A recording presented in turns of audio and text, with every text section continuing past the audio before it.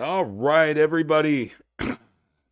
Let's see who gets on here. And welcome back to the live stream. Last week, I was super busy getting ready for Easter. So um, we had the yard to get ready, we had food to get ready, all the pre prep stuff.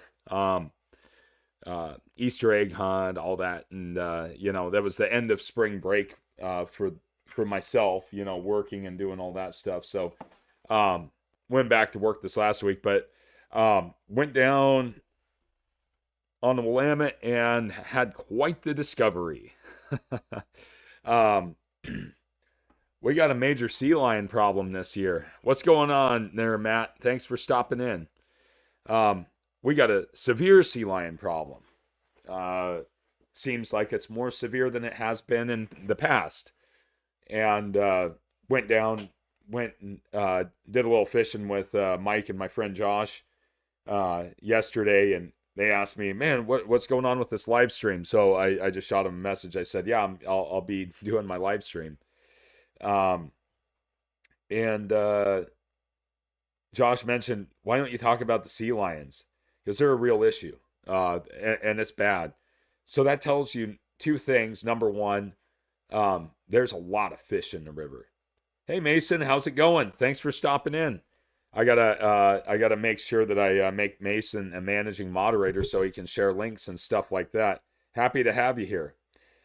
Um, so our sea lion issues are way out of control. Mason, did we see sea lions when you were here with your dad in December? Um, I can't remember if we did or not, but I think that your dad and I were talking about them a little bit. Uh, they're out of control. I was down on the river.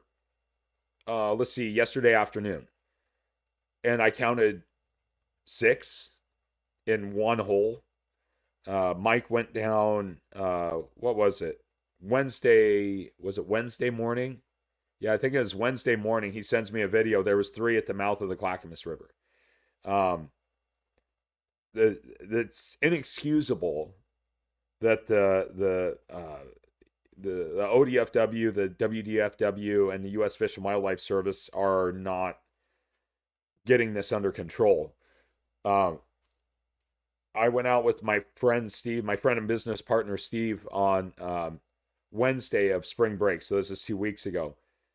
And there were sea lions everywhere, and they're coming up with dime bright fish. I'm a couple springers, probably a couple steelhead, definitely railing into the sturgeon like crazy. It's not good, and that's something that we need to uh, get under control. So on the ODFW website, there's a reporting tool. Now, I'm the only reason why I'm saying anything about this is because I don't want people to go out there with a 12 gauge or 30-06 and just start taking this into their own hands because it's a major federal wildlife violation. They're protected by the Marine Mammal Protection Act, but I think if we're doing our part to report the amount of sea lions that are especially getting into uh, we're talking 80 to 100 miles from the ocean. That's just way out of their zone. And the people that think that they're cute and all this other stuff, those people, I don't know what to say. We're not working at the highest functioning level. Um, Definitely not. Uh, they're not cute. They're mean. Number one, like you're saying, Matt, the amount that were in the bay when the herring were around was just, and we saw it too. There's so many. They're no longer endangered. I don't care what anybody says. That you can't have that disproportionate marine mammal predator out there. Um, yeah, I know, Matt. AR is a better choice. I couldn't agree more. But you can't tell me that that fish or that mammal is endangered any longer. We're not talking about blue whales or minke whales or fin whales or bottlenose dolphins or harbor porpoises or let's name any one of the other marine mammals that are out there that breathe air and do their thing. even sea otters for that matter. We're talking about something that is literally out competing everything in the ocean food chain for food fish. We're talking smelt, anchovy, herring, sardines, salmon, steelhead, rockfish, lingcod, smelt. It's all they're just absolutely decimating everything, and people really need to have a good grasp of that and understand it. So, you know, unless you're an angler, unless you're an avid angler, and you're just walking your dog down the river, whether it's the Willamette or the Columbia or the Cowlitz, or pick whatever Northwest River, or even taking a walk down the boardwalk at Newport, you know, look at the volume of these marine mammals out there. There's a lot.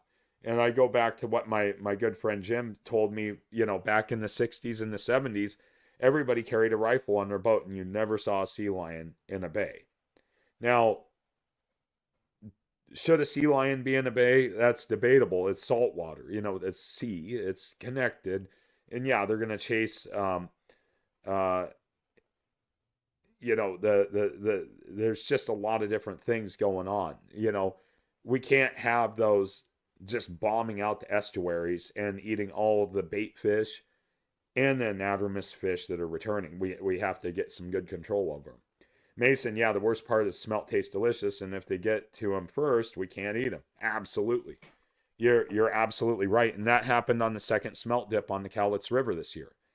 And Matt, yeah, you're right. They belong there, but yeah, absolutely. And the numbers that they are, I mean, they destroy infrastructure with the numbers. We're not talking about rock jetties that are built by the U.S. Army Corps of Engineers. That's not what we're talking about. We're talking about docks. We're talking about, marine infrastructure that we need for commerce. And there again, environmental people will say, well, it shouldn't be there. Well, okay, so tell me this, and I'm sure a lot of these people are vegans and all this other stuff. It's just absolutely your existence as a human depends on the development of infrastructure.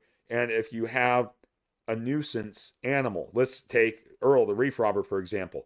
He traps nutria. Nutria are not native to the Pacific Northwest. They were introduced here. They're swamp rats. And he traps them like crazy. They're terrible. They tear up everything. But I see people feeding them crap at the park all the time with the kids. I take the kids down there. Here's a huge nutria, probably 30 pounds, crawling around, eating all the grass, tearing up the banks and all this other stuff. And we're sitting here saying, oh, save the salmon, save the steelhead, save all this stuff. And you have a nutria that's decimating spawning and rearing habitat. What are we doing about that? Nothing. You can't go down there. Well, you could, but you're going to probably end up with a bunch of people and, cameras out and TikTok and Twitter and Instagram and Facebook and all this other garbage. You could go down there with a stick and whack these things and take care of the problem real quick, or set traps, or, mitigate them however. But in the urban sprawl, you can't do anything. Same thing with sea lions. ODFW always has a concern, especially below Willamette Falls, darting them.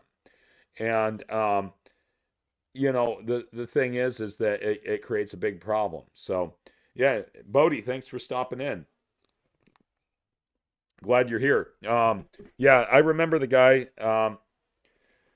the guy out there by Hayden Island, and he went and ran his Hughes craft over a whole bunch, and they're like, oh, he's gonna hit him, and he didn't hit him. They dived so fast. I mean, we're out there screaming at him. There's a guy up on the bank with a wrist rocket shooting them with ball bearings. So it's just one of those things. So they're terrible. They're absolutely horrible. They steal a lot of fish. I was just reading a little article where guy got a fish in his net, and he got drug overboard along with his son's with his rod and his net and the fish by a sea lion in the Multnomah Channel. I mean, come on, they're mean, they're aggressive, they're pigs, and the worst part of it is is that all of the salmon I've seen killed by a sea lion only has um, the belly. That they eat the belly out of the salmon, and the rest of it just floats downriver. It could be a wild fish, it could be a hatchery fish, but they're just slobs. They're pigs. They're horrible. So do your part. If you're with up in Washington or in Oregon, you see a mass concentration of sea lions outside the estuary, report them and make sure that ODFW knows where they're at. The more of us that report them, the more accountability ODFW has to us, the public, even though it kind of runs, more in a how should I put this? More in a Soviet way. It's like we're here, but you're not going to get the results you want, even though we pay exuberant prices for licenses and a Columbia Basin endorsement, which doesn't appear to be working very well. Night hunting them works just as well, and the environmentalists don't leave their house after night. They're on Twitter and Instagram complaining about all the fishermen and hunters and everything else out there. So, Earl, thanks for stopping in. Glad you're here. We were just talking about invasive species and sea lion culling and everything else, and I brought up nutria as an example, so you can elaborate on agricultural damage that nutria does. Mason, I don't sell the stickers, but I'll send you guys some. I'll make sure that you get some in the mail, and that way you got a few more. So I'm not going to be selling those by chance, but I'm always happy to give them out to whoever requests those. So I'll get some sent your way, so you can decorate your water bottles, your aquarium with your turtles, whatever else. So I'll make sure I send some to you. Yeah, Matt. The wrist rocket's a surefire way to make sure that you can keep those sea lions away. Last year out with Chicken Little at Buoy 10, we had a seal strip and basically spool a rod, salmon, flasher, spinner, whole 9 yards, 300 yards of line, all that stuff. So, um, oh hey Kyle, you're here. Yep, no, it's fine.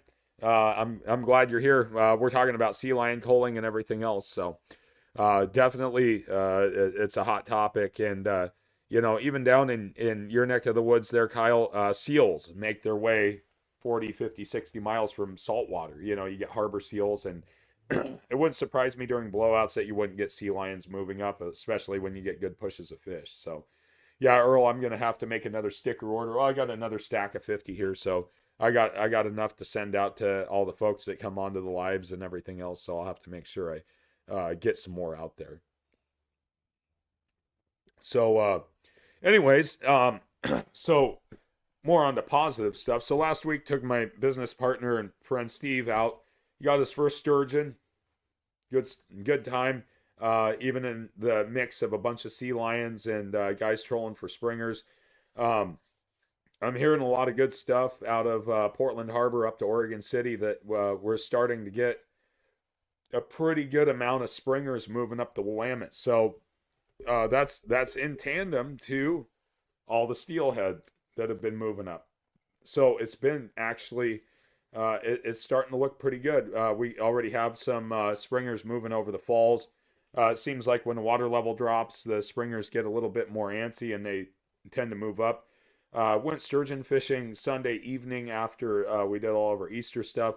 I was down there in Oregon City below the falls, and a otter grabbed an old whipped steelhead right off the bank. I mean, literally, they were kind of in their little death fight. So river otter and the steelhead were kind of going at it, and the steelhead was on the losing side of everything. But there again is an old dark steelhead. It could have already been moving back down from spawning, so no harm or foul in that. Um, Took my friend Steve's drift boat out today, the Don Hill that we restored. That was a lot of fun. Never been in a wood drift boat before, but picked up my first summer steelhead of the year. So we were out there just giving her old test drive, and bang, the bobber drained and got a real nice chrome bright hatchery steelhead. So we're gonna go and grill that one up tomorrow night over at Steve's house with the kids and everything else, and so should be a pretty good time for all of us. So it it should be pretty good. So I'm also fighting off losing my voice. If you couldn't tell, um, school, um, school started back this week, um, and so a lot of lecture, everything else, and trying to talk and do all that, and so I'm trying to fight off losing my voice and getting a scratchy throat and everything else. So if I gotta stop and take a drink of something or cough or whatever, I'm not sick. I just trying to maintain my voice. So Matt, that is. Let me shift over to. Let me go in here. The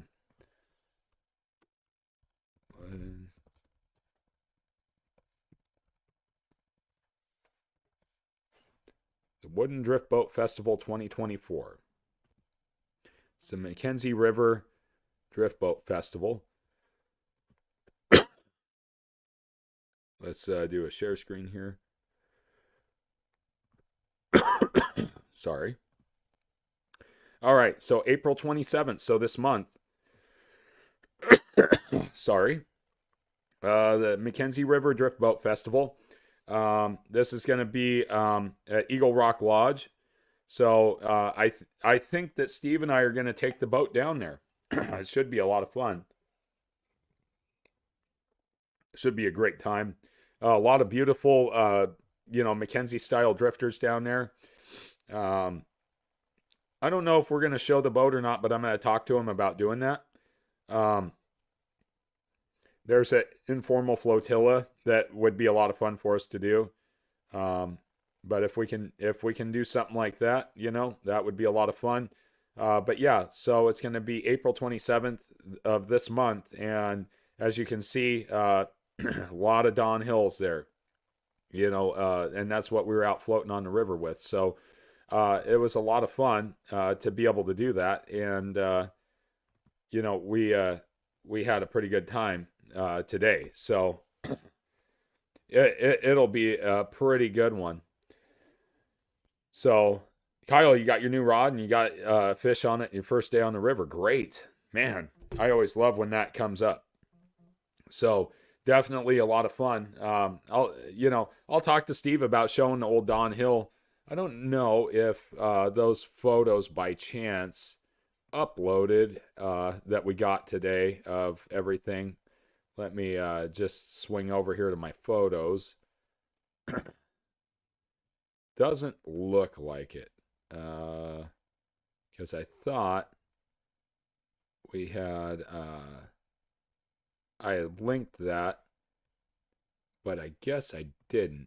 So let me check one other spot here.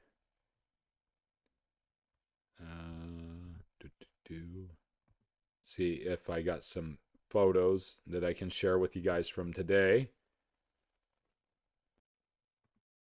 And that way we can do all that good stuff.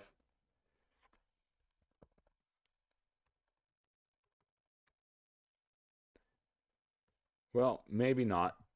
Maybe it's not going to happen right now. I was hoping that I could potentially share those. Rem, thanks for stopping in. Glad to see you. Yeah, so we got it out there on the river, handled great. Got a few leaks to take care of with it. Fortunately, Steve had a battery-powered bilge, and that battery-powered bilge actually worked great. So I think I'm going to pick one up for my boat. And it's not like running off a 12-volt battery. It runs off of a couple D-cell batteries, and it moves the water no problem. It's actually a fuel transfer pump that his dad got for him for Christmas. So we have some stuff that we need to work on with the boat, but that's why we did what we did. Terry, thanks for stopping in.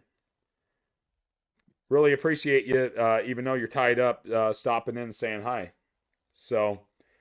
Oh, and Rem's got memberships on this channel. Sweet. So if you guys are set up to engage with YouTube memberships, make sure you get over there. And also with Earl there too, the Reef Robber, he's got the memberships as well. So it's really good that you guys are getting those memberships set up. I'm light years away from ever being able to do that. However, with these types of live streams, everything else, it seems to be working out fairly well. So, um, but yeah, we had a good day. Just a little afternoon float. We worked this morning and we kind of got burned out, and so we were like, oh, let's go float. And so we went out and we ran the river, picked up a fish, and that was good enough for us. So you can't beat that, especially being 10 minutes from home. Go down, float the river, and do all that stuff. So it's always a really good time when we can get out there and go light up a early summer and do all that stuff. So she's a nice big fat hen,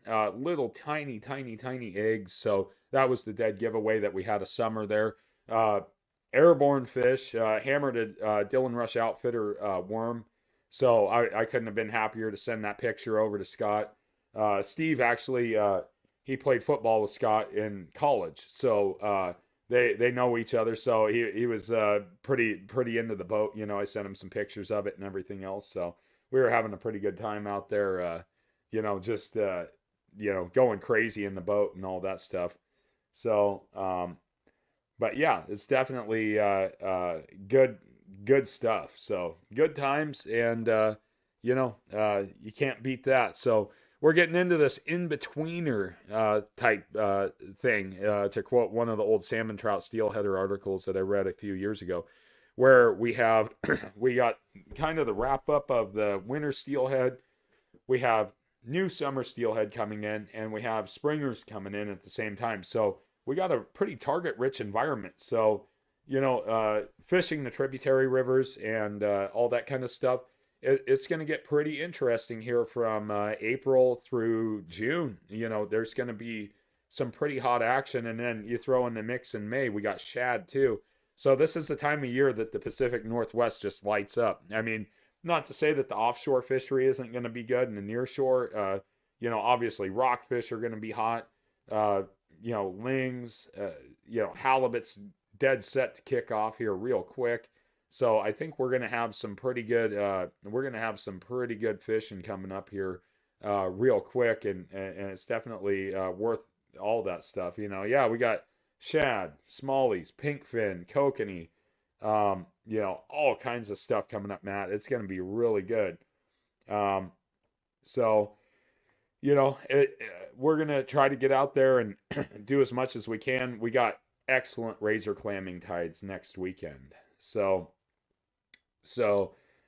that's your Fenwick HMX. Yeah.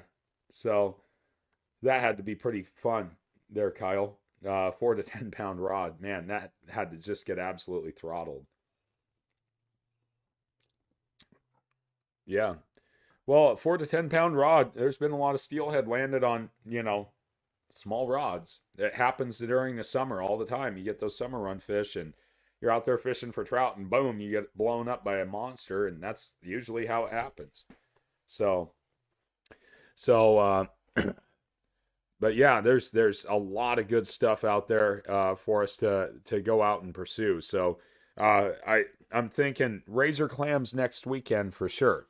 I think the razor clamming is going to be absolutely off the chart. Um, you know, what's up, Brandon? Yep, you got to go grocery shopping. So, I appreciate it. Yeah, thank you so much for stopping in. Go get the groceries, make sure everybody stays fed. I know how that one goes. So, um, I think razor clams are in order next weekend. We got 4 days of negative tides. So, razor clamming, you're always waiting for those negative tides. Hopefully, a fairly gentle surf. You don't want to get into real heavy surf situations. Anything else? Um, that's one of those things. That's what you want to really kind of get going with. So, um, there's going to be ample opportunities for everybody around here to get out and really start hammering down on the fish. The smallie action, the bass action should be really starting to heat up. We're going to get warm weather next week, so I think it's going to be optimal to really get out there and start really beating it for some smallmouth in the mix of everything else. Sturgeon will start moving up into the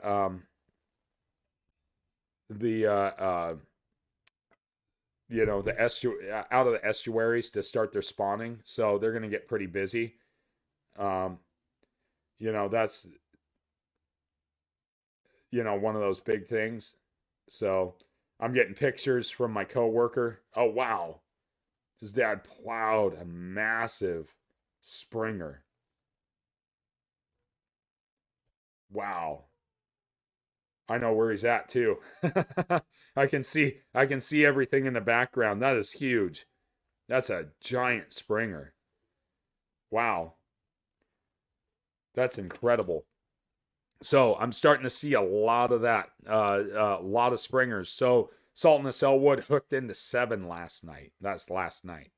So, if you're a Springer angler, it's getting me really tempted to go out there and set out the trolls, go plug some herring and throw on some triangles and get out there and hit them. So it should be good. So Kyle, you got a couple HMX rods, 8.6, 8 to 15 for throwing spinners, and a 9-foot 4 to 10 for drift fishing. Like I said, that 4 to 10 pound test line rated, that moderate fast action, it's actually really good. Matt and Rem, you guys are talking about shad and smallies. When the shad come in, it'll just be absolutely unbelievable. It's kind of like being a chicken farmer, you just go out there and catch as much as you want.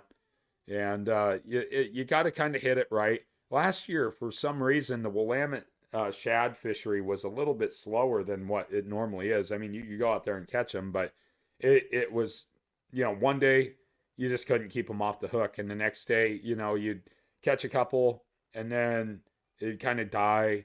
And you catch a couple more and then it kind of die. So one thing I'm going to do this year is I'm going to try casting sabiki rigs for them and just see if they'll hit a sabiki rig. Once I locate them with the good old classic darts, then it'll be a sabiki rig, and hopefully, that will work. It's just a bunch of gold hooks, anyways. They're herring, so they shouldn't have a problem. I'm just wondering about the size of that little sabiki hook. That's one of the big things. But Umpqua gets that incredible run of shad too, and it's a fun fishery. So, definitely get out there and hit that. The one fishery I want to hit on the Umpqua is the stripers. Definitely want to hit stripers at some point in time. So, Matt, I don't know if you ever fish for stripers there or not. It sounds like it's kind of a plunk fishery where you just put bait. That's something that I want to try. Yeah, Brad's Diver and the Dick Knight Rem, that's a classic. You can troll those things around, and if you get in the middle of them, you're getting blown up all the time. But the Dick Knights and the little KO wobblers are more of like anchor up and fish rather than troll. And I think it just has to do with the action. The Dick Knights, they just kind of rock like this, and the same with the KO wobbler, it kind of does this. And like the big KO wobblers we use for springers when it starts to warm up in the water, on anchor. And you use a wobbler float and all that kind of stuff. It's kind of an elaborate rig, but it does work. But I always stick with a couple of the good old classics on anchor for the springers. And that's the quick fish wrapped with sardine or a spinning glow and a sand shrimp or something like that. It just works. It's never failed. They've worked for, as long as they've been around. And, but I see a lot of, springers caught on that gear. So it does work out good. But, in all honesty, I've trolled around, just put on a 1 ounce lead cannonball and just kicked the motor into idle because shad swim fast. I mean, go up to Bonneville Dam and watch them in the ladder. They're just like little lightning bolts. You just kick the motor into low idle and just start dragging that thing with a cannonball and you'll catch fish. As long as they're around, you can troll them up.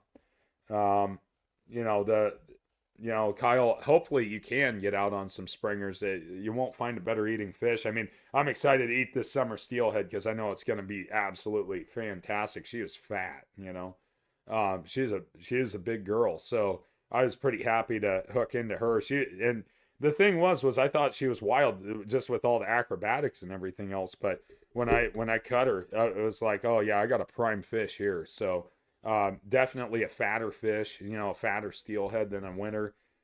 Definitely I mean, just a great fighter. So, I mean, I've caught summer steelhead in the past, but it's been a while.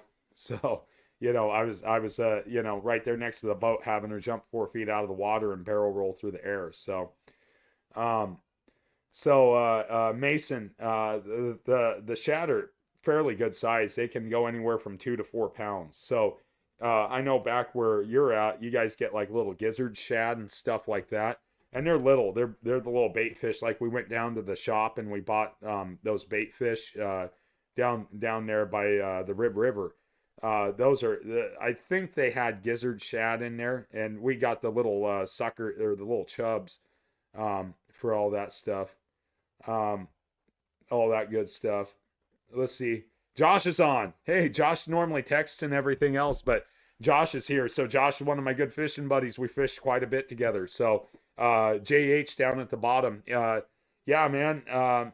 Let's see. Yeah, you got yours Friday right above where I got mine. Um, Man, yeah. I'm excited. I think we're gonna go light into them. I really do. Just with the showing that we're seeing. I mean, especially where we fish in the lower river and everything else. Yesterday, Josh, myself, Mike, and a couple of the other regulars down at our local fishing hole, we went down there, and one guy, he's the only guy that caught anything, got 4 steelhead out of the hole, 4, and that was and that's a pretty impressive number. I can't remember, Josh, and you can leave in the comments. Um, all right, Earl. Well, take care. If I'm not on, then I'll talk to you next time. So. But Josh, I don't know. Was there any hatchery fish? Did that guy get any hatchery fish? I didn't see anything dead on the bank. But I didn't look that hard anyways. It's kind of like I had to get in there and get out, all the other good stuff. So, but yeah, they're definitely good times up here. Josh catches a lot of fish, so that guy. I was right above him, and he two wilds and one hatchery one day. So only one hatchery. Okay, well we should have told him that the limit was only one hatchery instead of 3. I just say, oh well, you're done. Get out of here. That way we could have went down. Yeah. Oh no, Josh catches a lot of fish, so he's a reliable source. We got kind of our little network here on the river of all of us bank maggots that run around. I mean, between a bank, boat, whatever, we always try to run around and feed each other intel so that we all have a good, run of success. Just kind of like what we do here.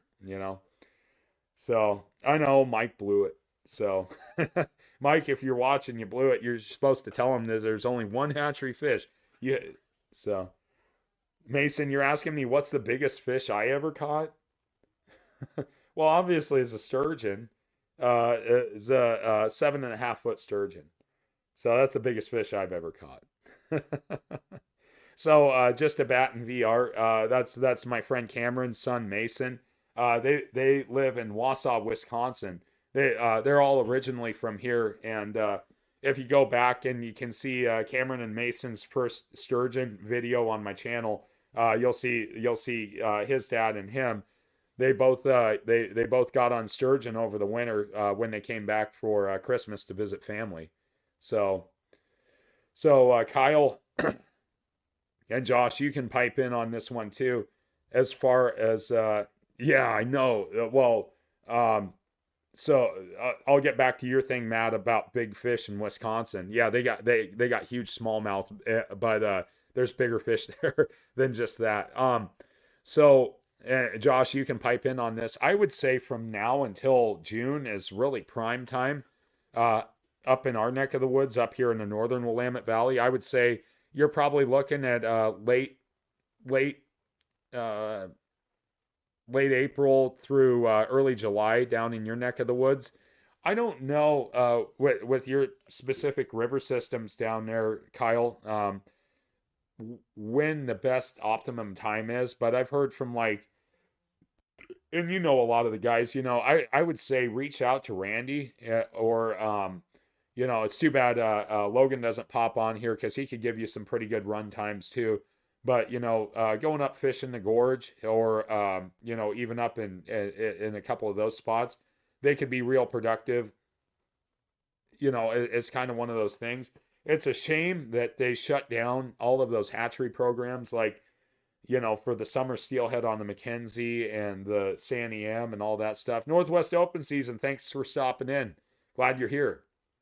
Um, you know, I you'll get into wild fish for sure, and there's still a lot of fish running over the falls. I mean, and when I say a lot, we're talking like 100 a day, but we had days where there was a couple hundred steelhead going over the falls. So, I would say, I would get out there and just start working it now. Look for the fishiest water.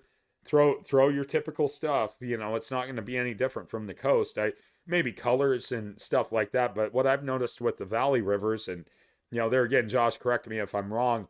Seems like the fish are real buggy here. Like they like jigs and they like worms.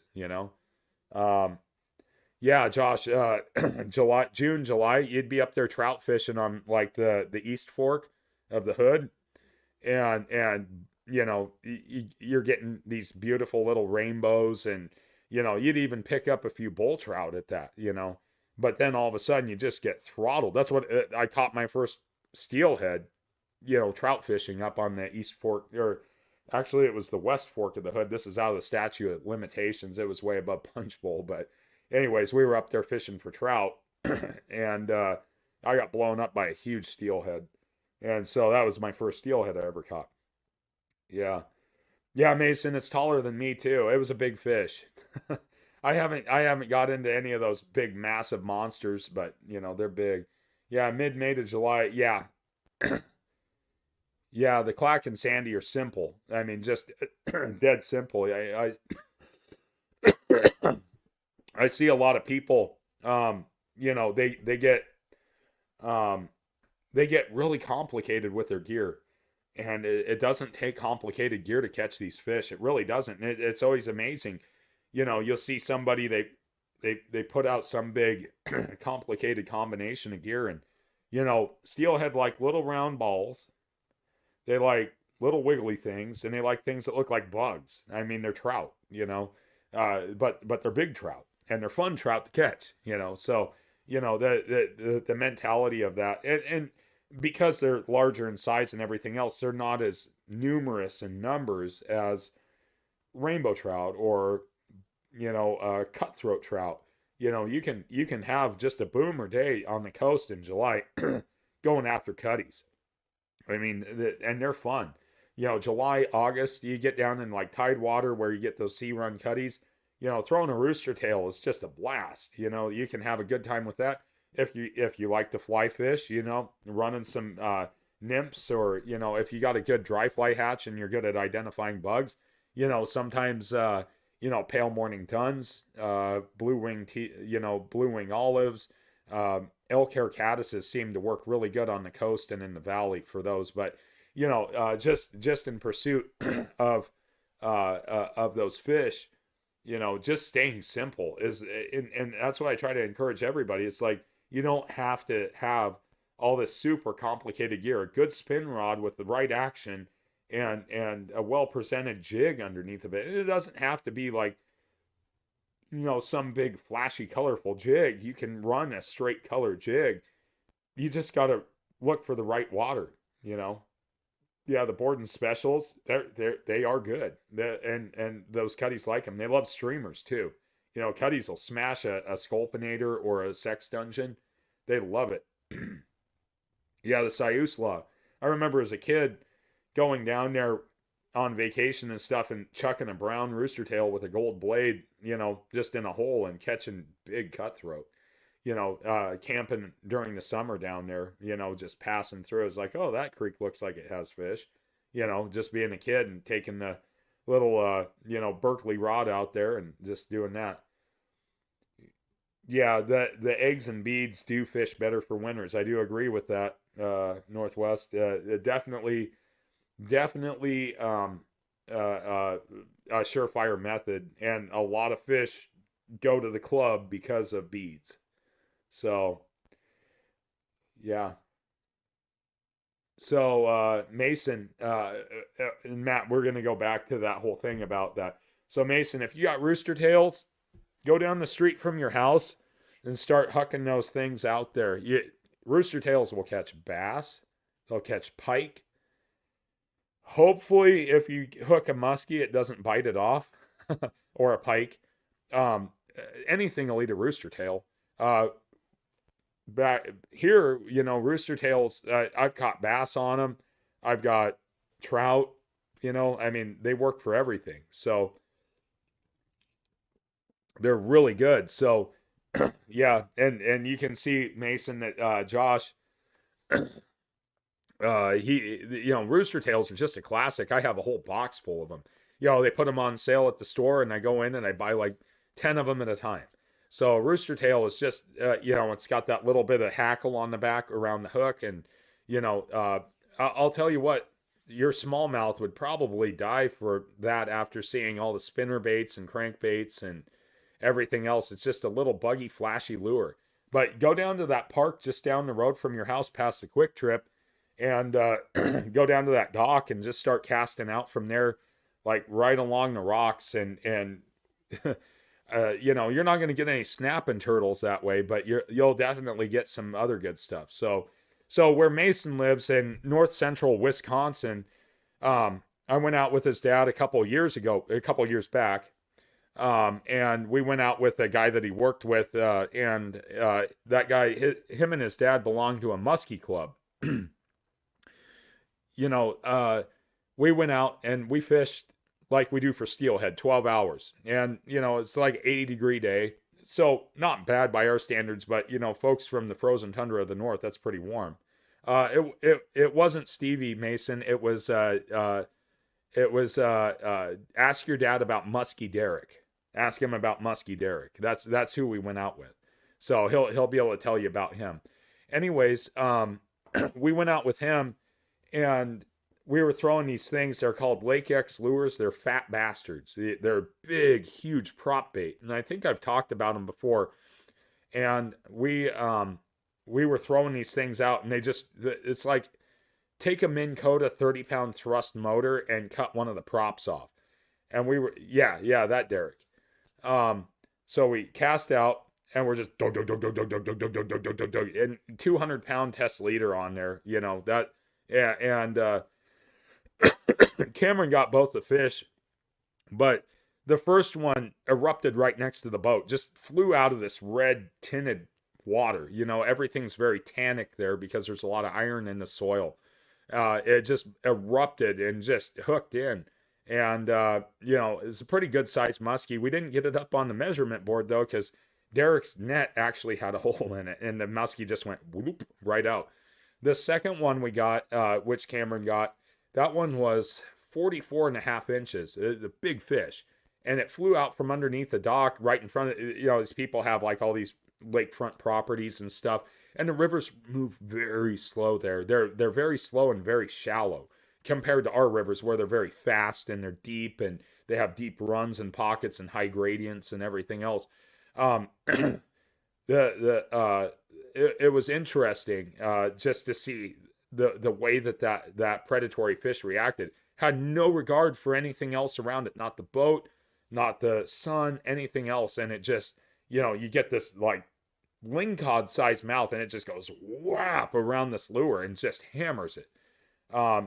Wisconsin's got some incredible fisheries. I've been over to eastern Wisconsin before, for work training, and I've been out to Lake Winnebago, not during the summer, not during the winter when they do the sturgeon spearing, but um, it was interesting to me because I was out just kind of touring around and doing all this other stuff, and just taking in the sights. And about 8 o'clock at night, all these families converged on this lake and just started throwing out lines. And I'm not talking like 3 or 4 families. I'm talking about like 30 or 40 families. And the kids were out there with spin casters and bobbers and worms and doing all this stuff. And they're catching bluegill, and they're catching, rock bass, smallmouth bass, perch, all these different fish. And so it was cool to see that, because there was like all these families, but it was like later at night, everybody's like, okay, well, let's all go out and just fish. But I do know that Lake Winnebago gets a sturgeon run, and they run in and out of the Fox River there, which I think connects to Lake Superior somehow. But there's like locks and there's fish ladders and stuff like that. So there's some incredible fisheries over in eastern Wisconsin. I went to Green Bay. I had to stop at Packer Stadium or Lambeau Field, and I went out there, and these guys are out there on this big pier breakwater that goes out to a lighthouse, and you look down in the water and you can see all these fish swimming around. I mean, the lake was just, this is Lake Michigan, just absolutely clear all the way around. And there's just all these massive fish. And I asked the guy, he's like, what are those? He's like, oh, well, they're carp, I was like, well, what are you fishing for? He says, oh, I'm fishing for coho. I was like, you guys get coho? He's like, oh, yeah, they came from back out west, They brought them in to eat all the alewives. Big Valley Living, thanks for stopping in. Glad you're here. Cleaning up the kitchen. Well, you got to work along and, do all that stuff too. But I'm glad you're enjoying the talk, and we're talking about all kinds of cool stuff. Let's see, Josh, you fished for pike the first afternoon you arrived at, let's see, guy got cup open after like, yeah, pike and muskie have some wicked teeth. Man, they're like freshwater lingcod. I mean, literally. Hey, Jake, welcome in. Glad you're here. We're getting everybody popping in tonight. It's super cool. Yeah, those pike and muskie, man, they got some nasty teeth. The same with walleye too. Walleye got a lot of teeth. They're like, yeah, they're pretty toothy. I've caught a couple on the Willamette, and you hook them, and it's kind of like, is that a shad? Is that a smallmouth? Oh no, it's a it's a it's a walleye, and you pull them out, and they got all these rows of teeth and everything else. So they're kind of a nasty fish. I should have kept them and ate them, but I kicked them loose anyways. But I'm a little leery to eat a resident fish out of the Willamette. They're fun to catch and release, but I'll stick to the salmon and steelhead out there. Just because all the fun goodies that were dumped in the river over the years and everything else. So, but a lot of cool fish all over the place. I was watching Spilt Milk Productions, and he went to Montana, and he's ice fishing for pike, and he's jigging like a pretty heavy spoon, and he got a couple pike on there. And so some of those fisheries are fantastic. That's the whole thing. And yeah, Kyle, salmon and steelhead I keep to eat, and yeah, all the ocean rockfish and lingcod and halibut and albacore and all that stuff. I mean, I figure all that stuff is safe enough. But the Willamette, I see a lot of people catch and keep panfish and all that kind of stuff, and more power to them. There's a lot, and it's an abundant fishery, but it's definitely not those aren't fish that I want to keep. Yeah, Mason, salmon are delicious. They're really good fish to eat. They're good for you. They're great fish. Steelhead are great fish to eat, and they're good for you. Trout, and I'll keep trout every. Sometimes I'll go catch a couple trout, and I'll be like, some fried trout and potatoes. They're good. But yeah, Josh, I think up in the Umatilla Reach, you get a little bit better, keeper stock of walleye. Back where Mason's at, back in Wisconsin, Friday night fish fry, you have two choices: perch or walleye. That was kind of the thing, and that was the first time where it was like you'd go like for a Friday night fish fry, and it wasn't something else. Ottercat, welcome in. It wasn't like cod or rockfish or halibut or something like that. So it was a little bit unique to see that, Friday night fish fry down at the local bar, and it happened to be, it was walleye and perch, but they are good. Walleye and perch are great eating fish, as long as, like you said, they come from the right water. So, you got to find the right water to get them out of. So, Yeah, we got a lot of great fisheries. I love talking about the fisheries. Ottercat back in Tennessee here, he's got some great fisheries back there. One fishery that I'm starting to see kind of pick up some popularity out here is the catfish. Um, I know that there's a lot of catfish, and they're resident. They do kind of scrounge and forage and do all that kind of stuff. 78 perch, that's a good day. Um, but like on the John Day River, I mean, there's guides that take people out to fish for catfish there, and it doesn't seem to have any ill effects. A lot of the high desert fisheries in Oregon, Washington, there's a big concern with mercury, and it's just from the volcanic activity and everything else. I'll keep smallmouth, a big enough smallmouth out of the John Day River, and I'll eat that, and they're fantastic. I mean, a smallmouth bass is delicious. They're great. Fried up. Bread them, fry them up, and they're tasty. But the catfish up there, they're fantastic to eat as well. They don't taste muddy. They don't. You get rid of the mud vein in them, and you skin them out and all that. Same thing with Snake River catfish, like Brownlee, Oxbow, those Hell's Canyon Reservoir. Brownlee has the blue cat or the flatheads and the channel cats in there, and they're a lot of fun. Yeah, Josh. I mean, if you just want to go have a blast, just go fish the John Day for bass. You'll have hundreds of fish per day. Small, medium, and big size. If you get lucky, you just got to kind of sort through them and find all that stuff. Let's see. Oh yeah, you tried to get a little catfish, Mason.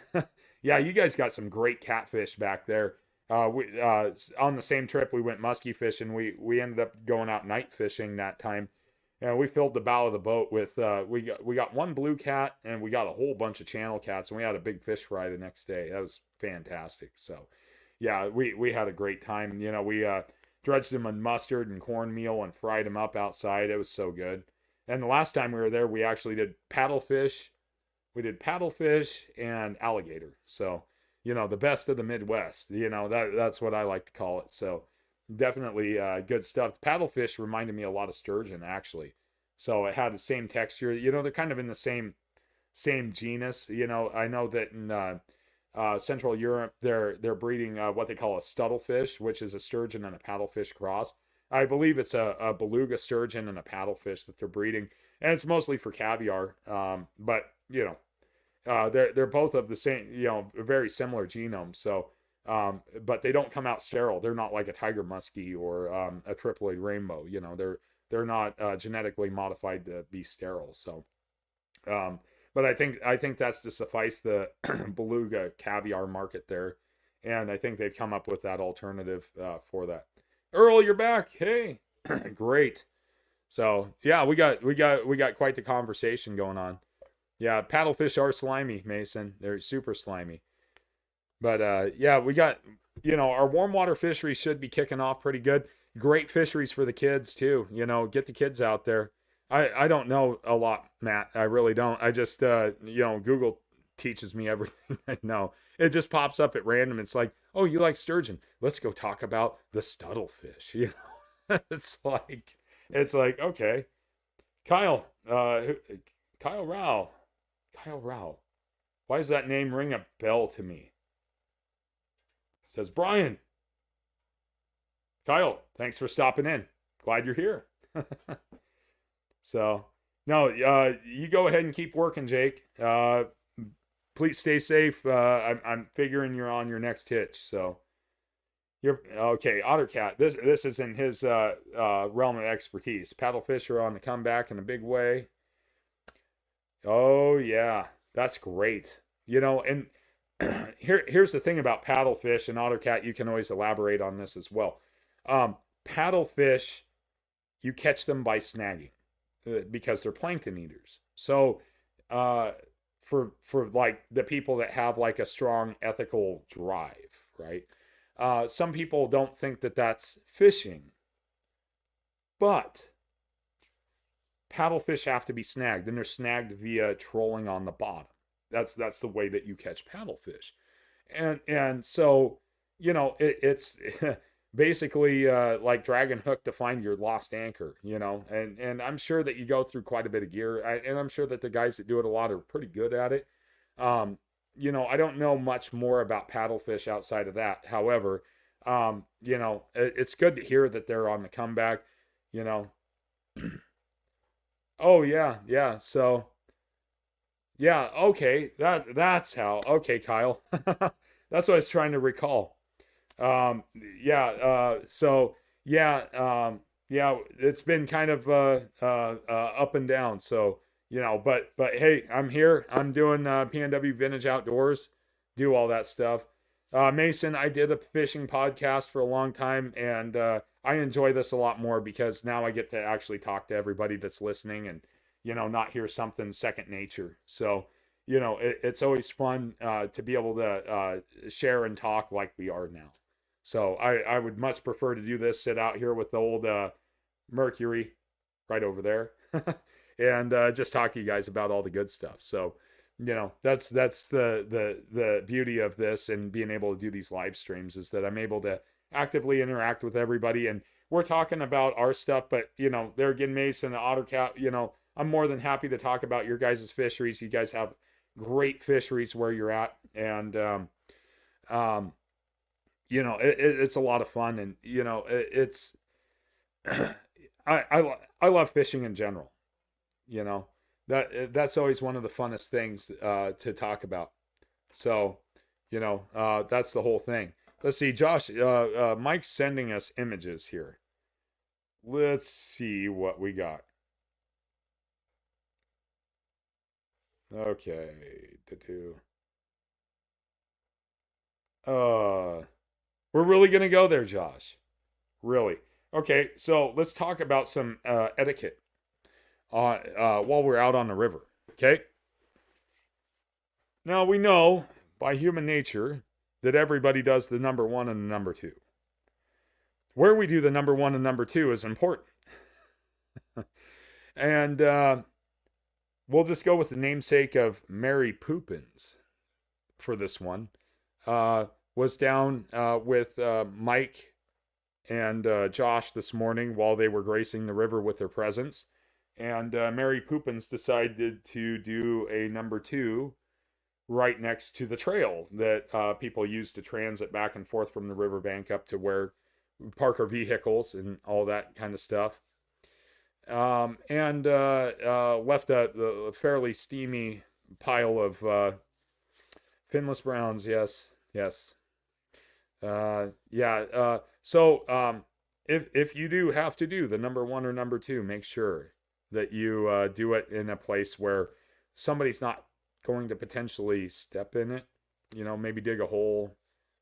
You know, something like that. Yeah, we get out in wild places. I mean, it's just a fact of life. But you know, public service announcement from myself and Josh and Mike and everybody else on this chat panel. Make sure that you know dig a little hole like a cat, you know, in a litter box, and you know just do your thing and cover it back up, you know, after you're done. You know, just don't leave it right next to the trail.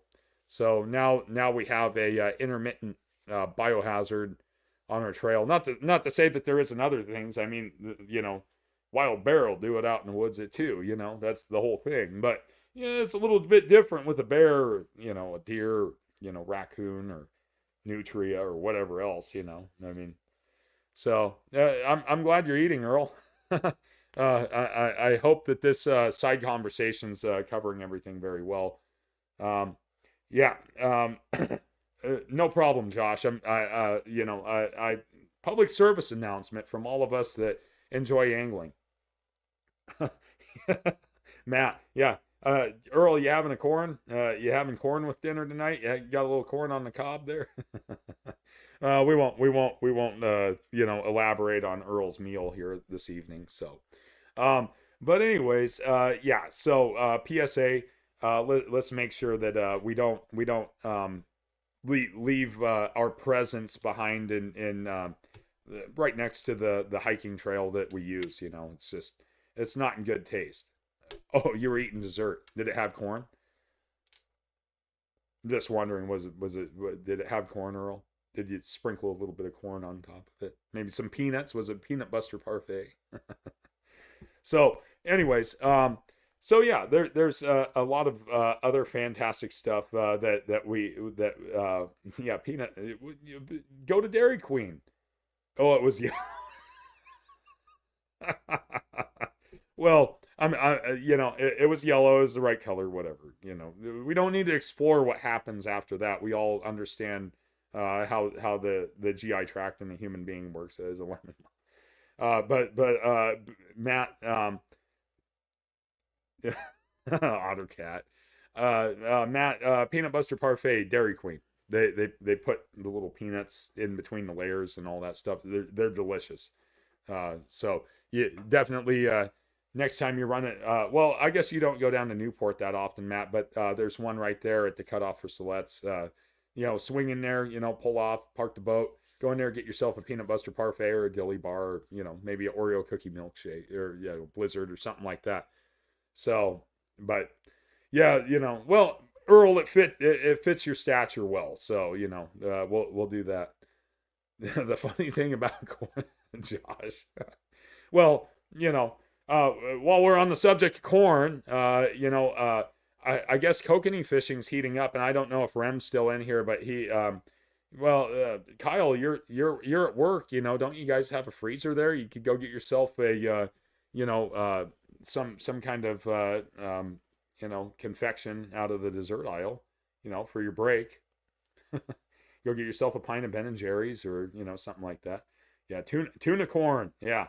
So let's talk about kokanee fishing. So kokanee fishing has been heating up quite a bit. I know Rem went out and he did a little bit of fishing. I don't know if Logan's been out or not. Yeah. So don't use that corn. Yeah. So the kokanee fishing's heating up. So definitely worthwhile for us to get out there. If you're not wanting to go chase springers, if you're not wanting to go chase these late winter run steelhead or early summer run steelhead, kokanee fishing, get yourself some little landlocked sockeye salmon. That would be a fantastic way to spend your day out on the lake. Especially this next week. It's going to warm up. I don't know if that's going to drive the kokanee deep or not. There again, I'm not a kokanee expert, but it could pan out to be some really good kokanee fishing for those of you that get out there and actually get after them. So kokanee fishing, lakes are starting to get stocked with trout. Just saw some stuff come through that the lakes are starting to get their stocking and all that stuff. Well, you can do that, Kyle. It doesn't hurt. Double uni knot, boom. Caught a lot of fish that way. Had to splice a halibut rod back together after a salmon shark tore it apart. So, it happens. So, and you can still catch fish on it. I think going back to the old working class fishing podcast days, fishing is one of those things that I wholeheartedly believe anybody should be able to do. I think there's always marketing with anything. You could go out and buy a $500 tin boat and slap a little trolling motor on it and go out and have just a great time fishing. It doesn't matter, you can go stand on the bank with a $20 combo from Walmart and go out and fish and have a great time. You can go out with a bucket of worms, a red bobber, and a hook and have a great time fishing. Yeah, it's just one of those things. I think what ends up happening to a lot of us is that we lose that sight sometimes, and especially here in the United States, of the material is that kind of materialistic kind of view of things, in regards to fishing. And do I have nice gear? Yeah. Did I start out with nice gear? No. I mean, we can go out and fish with whatever. And I think, we do it because we love to fish. We don't do it because we want to go out in flashy gear and, say, oh, I got the newest thing. I mean, I always thought like, I mean, Kyle, for you to be able to get your couple Fenwick rods, that took a lot of work for you to get there.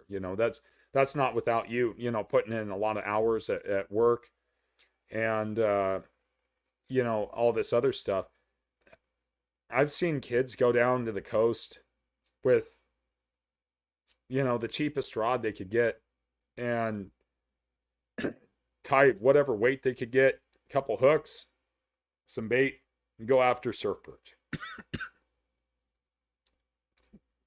I think we in some ways we can lose sight of that, And as we get older, make more money, we can buy better things and stuff like that. But you know, I don't think it matters, you know.